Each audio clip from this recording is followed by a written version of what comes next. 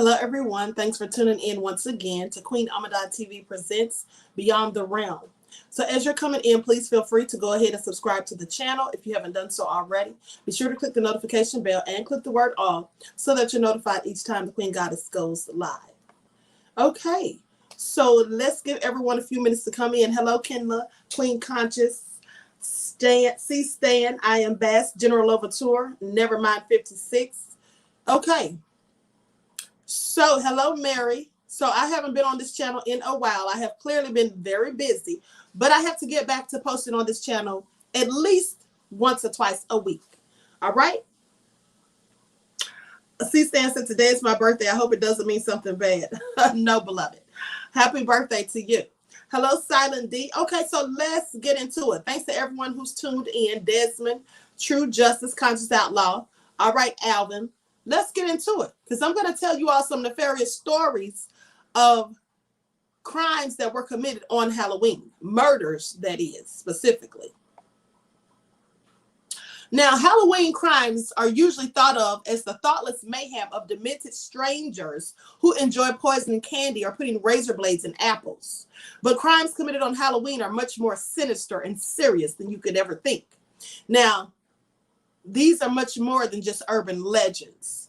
There have been numerous murders, kidnappings, and assaults that have taken place on October 31st, and many are directly related to the festivities of the holiday. Now, while it remains debatable as to whether or not there's a spike in crime on Halloween, there's no debate that all that these particular assaults happened in connection with the holiday. And like I told you all on a previous broadcast, that people commit these crimes on Halloween because people are wearing costumes. So it's easy to disguise themselves. Now, many of these crimes have been carried out by people who took advantage of the occasion to wear a costume and fool their victims for just long enough to kill them. Others involve people who are out trick-or-treating and returning from parties late at night.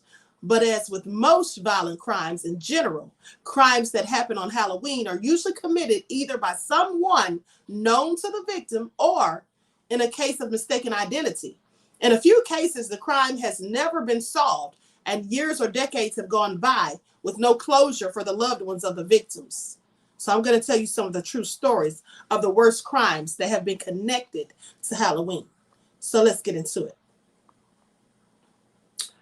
Anya, beloved, thank you for your contribution to the channel. Peace, love, and blessings to you. Okay, now let's start with the first nefarious tale. The first one was about a boy by the name of Nathan Brooks. And I told you this before in another true crime episode, actually. Now, Nathan Brooks is said to have gotten Halloween canceled in the small town that he was from. For 20 years, Halloween was canceled. There was no ghouls or goblins, no one trolling the streets in costumes. For 20 whole years, trick-or-treat was canceled, and there was no candy for the kids. Well, they say Satan and someone else was to blame. Nathan Brooks was a 17-year-old student at Bel Air High School who was apprehended by officers at an undisclosed Bel Air residence not long after he slaughtered his parents, and media outlets reported that he then told Sheriff Tom McCourt, "People just don't understand." That's what he said. Now, he said he tried to talk to people. He's a very intelligent young man, they say, and very well read. There's a fine line between madness and genius. This is what the sheriff said. Now, I want you to pay attention to that, because you see, when these devils go out here and commit mass murders or kill up their whole families and all that stuff, you know, amazingly, law enforcement still finds something nice to say about them. So let me just tell you, this is what happened. He shot his father, who was 53 years old, Terry, shot him in the head 3 times at point blank range with a hunting rifle before he decapitated him. And then after he decapitated his father's head at the base of his neck, he placed it inside of a punch bowl. Now, mind you, he decapitated his father's head with a hacksaw, right? Placed the head in a punch bowl. He also used an axe. And a knife to then murder his 52-year-old mother, Marilyn, who had returned the day before from a trip to Florida. Now, his brother Ryan, who was only 16 at the time, lucky for him, he wasn't at home because he spent the night at his friend's home. Now, the young man who now resides in the Columbus area discovered his parents' bodies when he returned home the next morning. As a reporter from the Wheeling newspapers, he says, I was dispatched to cover the story the same morning, and the scene at the house was surreal. When I arrived after the brutal murders, according to the report, Road Sergeant Dan Samples was the first to respond. And later, the police officers and sheriff deputies were canvassing the property. Now, the officers going in and out of the house, however, seemed like they were very stunned. They saw Terry's head in the punch bowl, his eyes closed with the evidence photos when the evidence photos were taken. Samples discovered the father's headless body in his bed, his arms above his torso, and blood splattered throughout the bedroom. Now, the deputy saw Nathan's mother still covered with a blood-soaked comforter in her twin bed with a long knife deeply embedded in her right side above the waist. And they saw that she also had been chopped with an axe. Her son had left a ball-peen hammer at the bottom of the bed also. The punch bowl holding Terry's severed head rested on a wooden chair in the living room. A collage of satanic images hung on Nathan's bedroom wall, and deputies also found the rifle, the axe, and the knives. There also was a list of names left behind. Now, almost immediately, the town's officials canceled trick-or-treat because of the rumors about the satanic worshiping, and no one knew who else could have been involved with the murders with Nathan Brooks. This is what Bel Air Councilwoman Lou Ann Bennett said. She said everyone was worried that these devil worshipers would do something else to the kids. No one knew for sure. No one knew that the satanic stuff was taking place around here. She says it was scary. Everyone was hearing rumors that there was a list of people that were supposed to be targeted for murder. Now, his father, Terry, was a mailman at the time, and the woman says, a neighbor says that he and I used to talk sometimes because he said he was concerned about his kids and how they were doing in school. She says, I got the impression that he put a lot of pressure on those boys when their grades were concerned. But I have no idea if that was one of the reasons why Nathan did what he did. Let me tell you something. Nathan didn't do what he did because his father was on him about grades, okay? Because your parents are strict about your grades and concerned about how you're doing at school, that's no excuse for you to go and murder them, chop off your father's head, place it in a punch bowl, and then kill your mother with an axe and a hacksaw and knives. That's scarcely why he did it. He did it because he was a satanic worshiper, because he was involved with a group of other people who worshiped Satan. And as you should know from the many times I've told you this on other videos, when people worship Satan, they use Halloween as a day to engage in sacrificial rituals where they murder people. And that is for their pact with the devil himself. Now, a jury of 6 men and 6 women found Brooks guilty on 2 charges of aggravated murder, of using a firearm in the commission of a felony. Deliberations in the double murder case took under 3 hours to complete. A time frame attorneys often agree bodes well for the likelihood that a jury will have a guilty verdict. So Brooks is not eligible for parole until July 2038.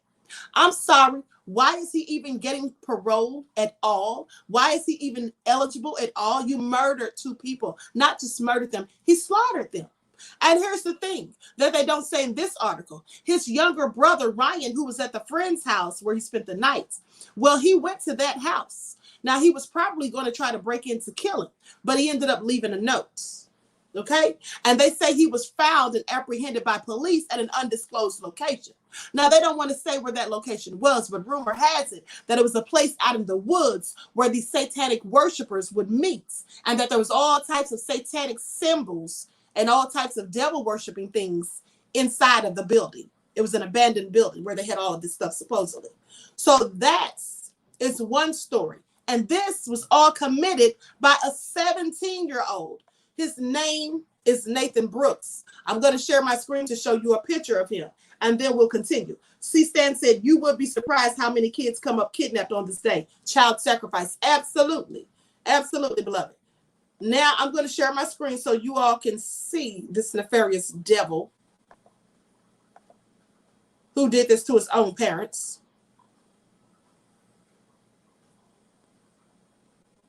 That's him right there. Nathan Brooks canceled Halloween. That's what they call it. The night Nathan Brooks canceled Halloween. This happened October 31st, 2015.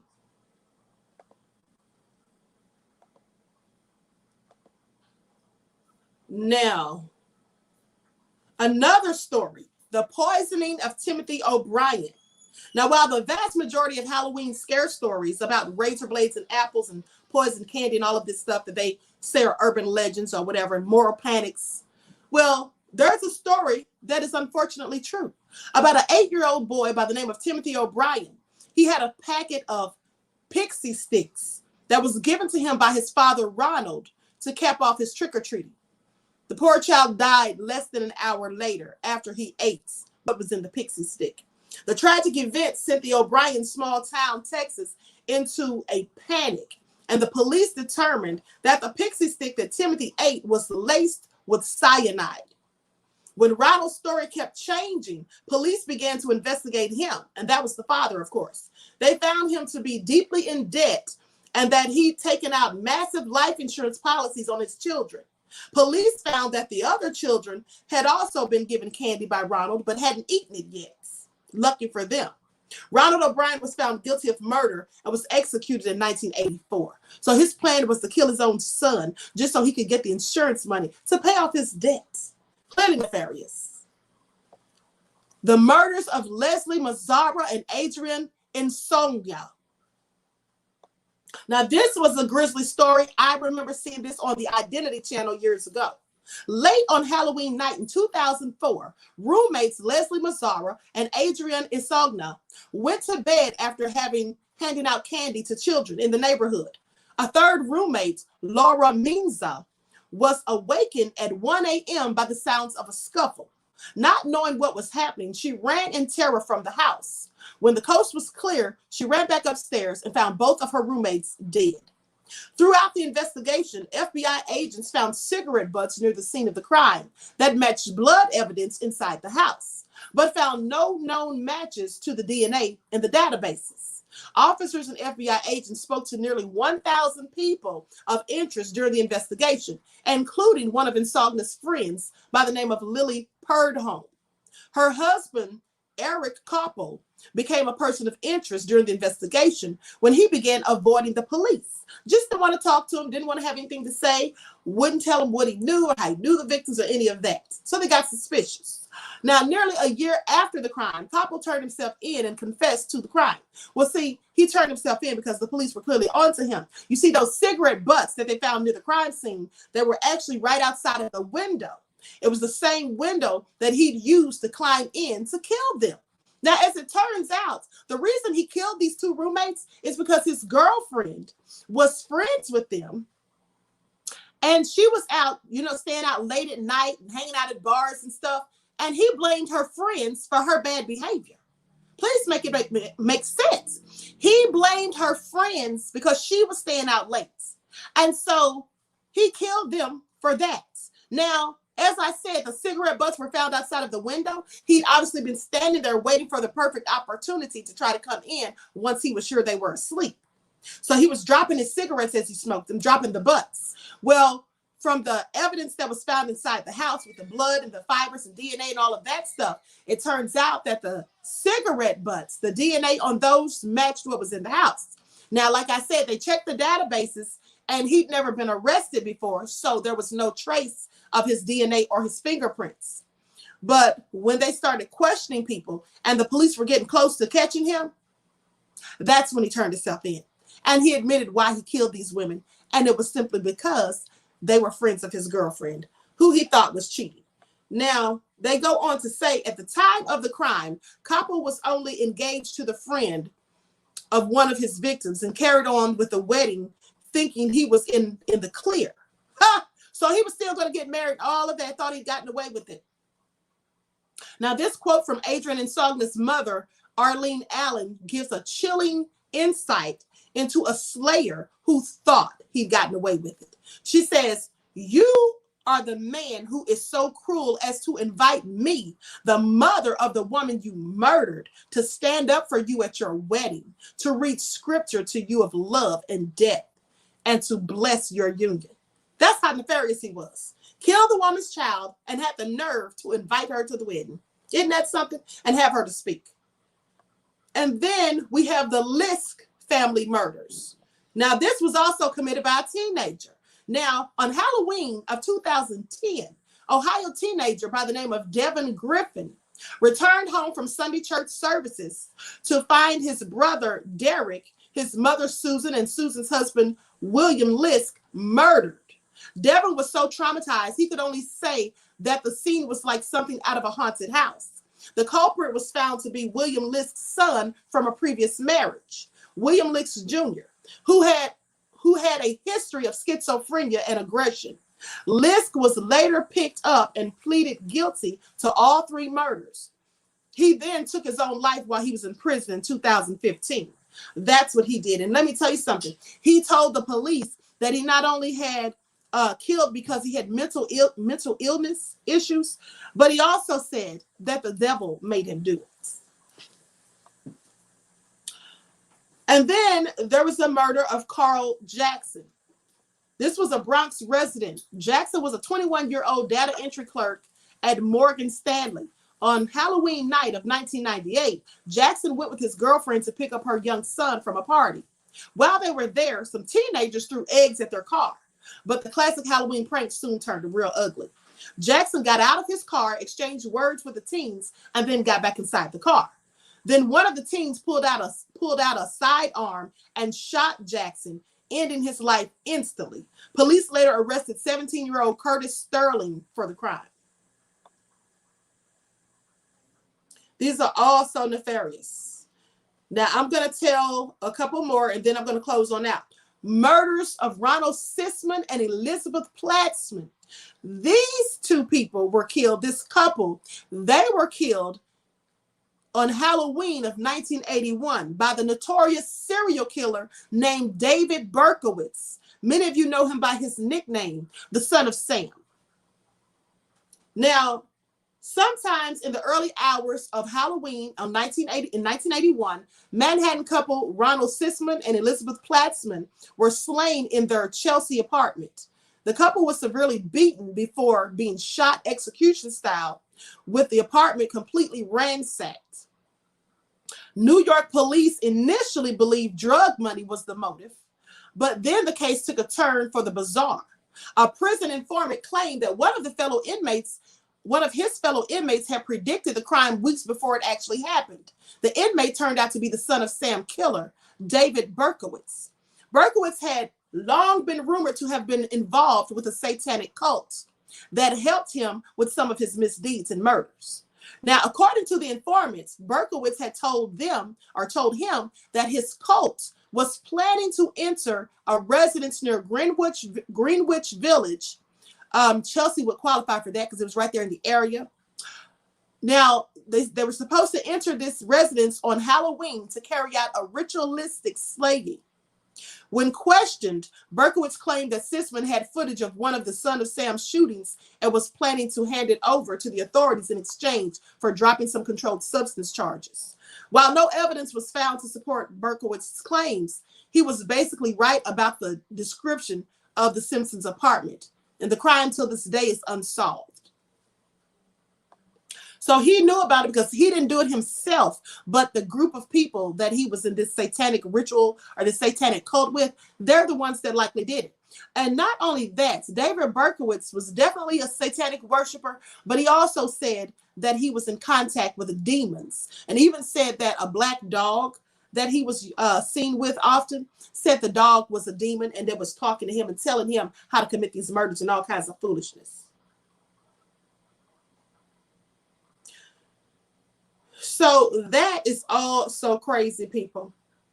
There is numerous crimes. I could go on and on, but there are numerous crimes and murders that absolutely occur on Halloween. Clearly nefarious. Okay?